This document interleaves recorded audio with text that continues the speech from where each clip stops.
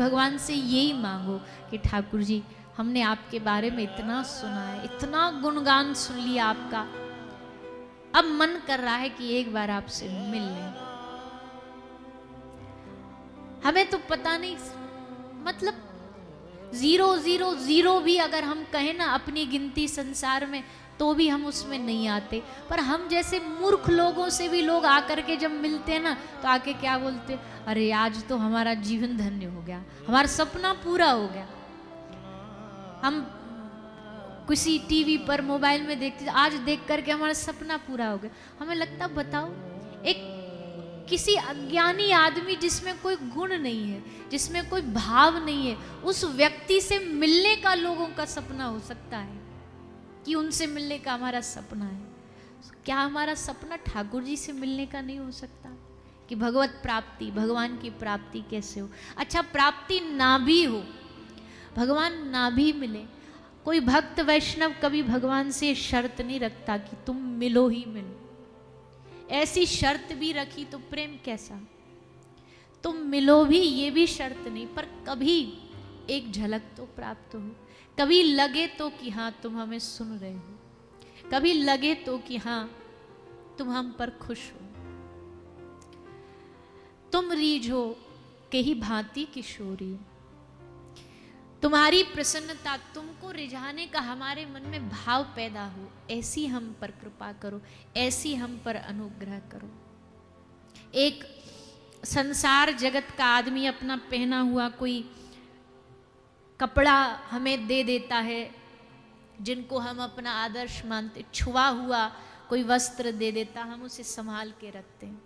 कोई बड़े बड़े नाटकीय यंत्र करने वाले लोग, जिनको हम तथाकथित हम उनको अपना फैन बताते हैं, कोई हमको एक सिग्नेचर भी करके दे दे, हम उसको संभाल करके रखते हैं कि ये हमारे प्रिय जो हैं, जिनको हम आदर्श मानते हैं। अच्छा, वो हमको एक बार देख लें भीड़ में, ऐसे हमको ऐसे हाय कर दे, आहा हमको देखा उन्होंने, हमको ऐसे हाथ से इशारा किया उन्होंने, लेकिन जीवन में वो समय आए जब ठाकुर जी कभी इशारा करें, भगवान कभी हमको देख करके मुस्कुराए, भगवान की मूर्ति कभी हमें देख करके पलक झपके, भगवान का स्वरूप कभी हमें देख करके हंसे, या हमारे द्वारा अर्पित की हुई किसी वस्तु को वो स्वीकार करे। ये भाव हमारे हृदय में पैदा होना चाहिए।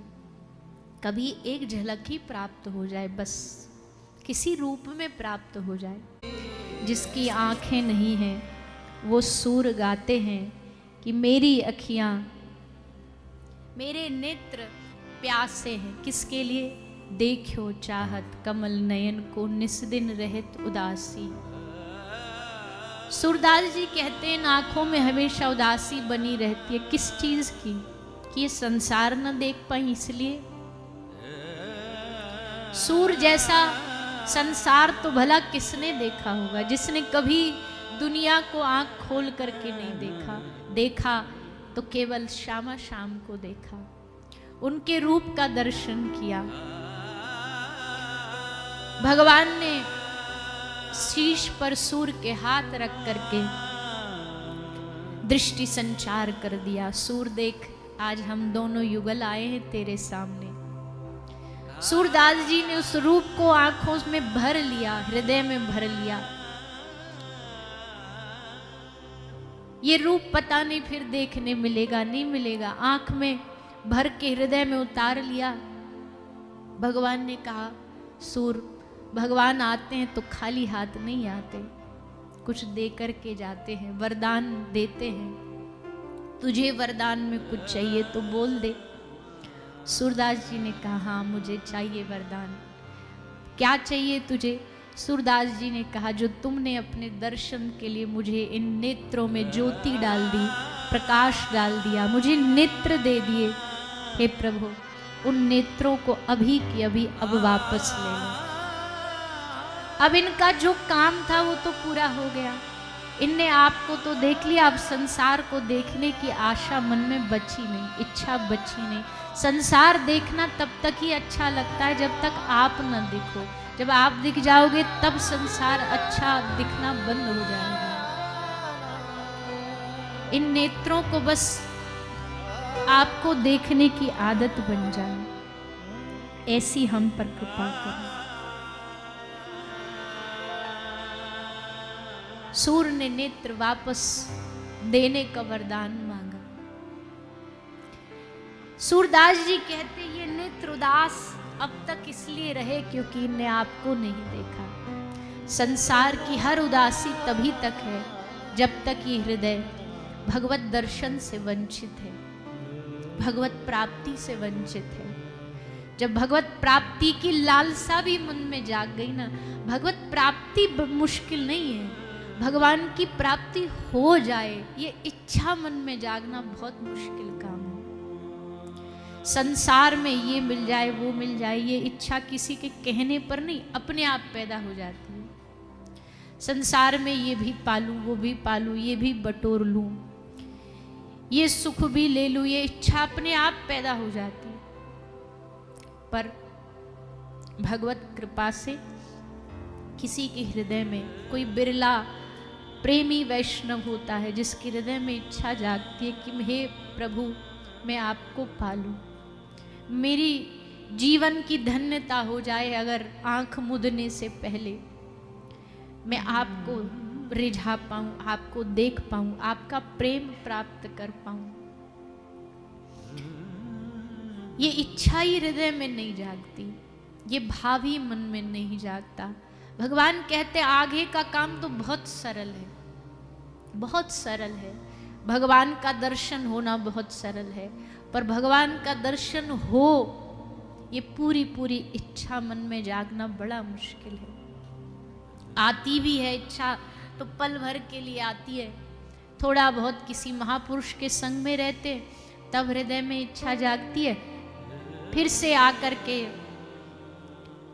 माया आके अपने पंख फैलाएगी और फिर से जाकर के उन्हीं प्रपंच में जाकर के उलझ जाते हैं। सतत मन में ये कामना, हे नाथ आपकी कृपा से ही जागेगी, आपका अनुग्रह होगा तो मन में ये भाव ये इच्छा जागेगी कि आपकी प्राप्ति कैसे हो, आपको सुख कैसे दूं।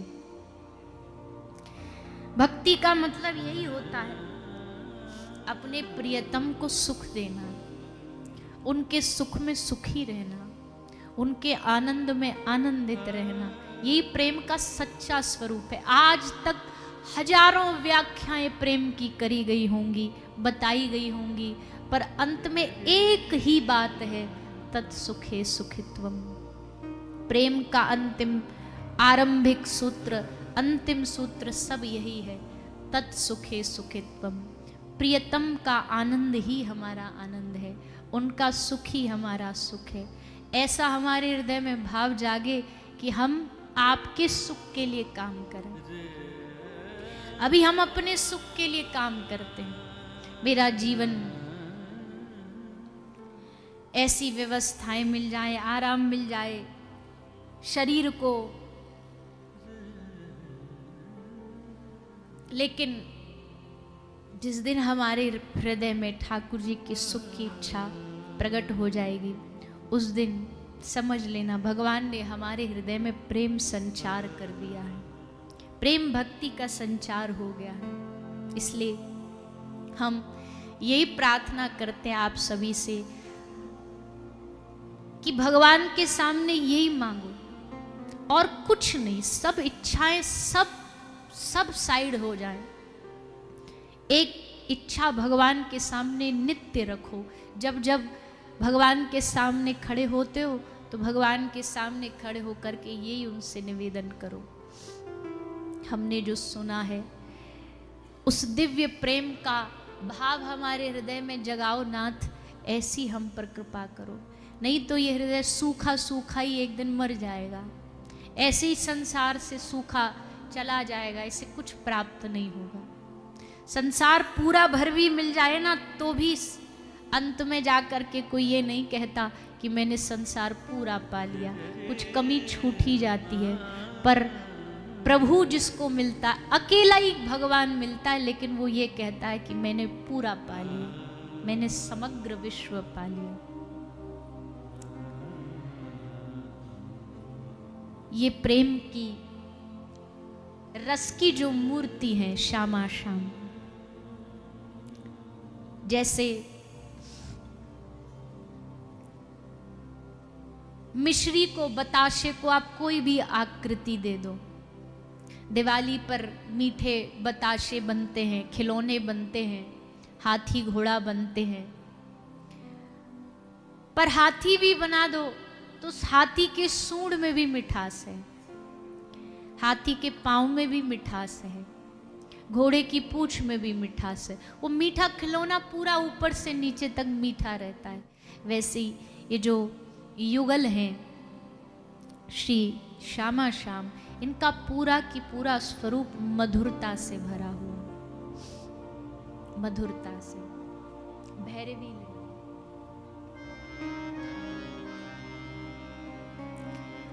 ठाकुर जी का एक नाम है, गुण है, नाम नहीं, एक प्रकार की पदवी है, एक प्रकार का गुण है। मधुराधिपते रखिलम मधुरम, मधुरता से भरा हुआ,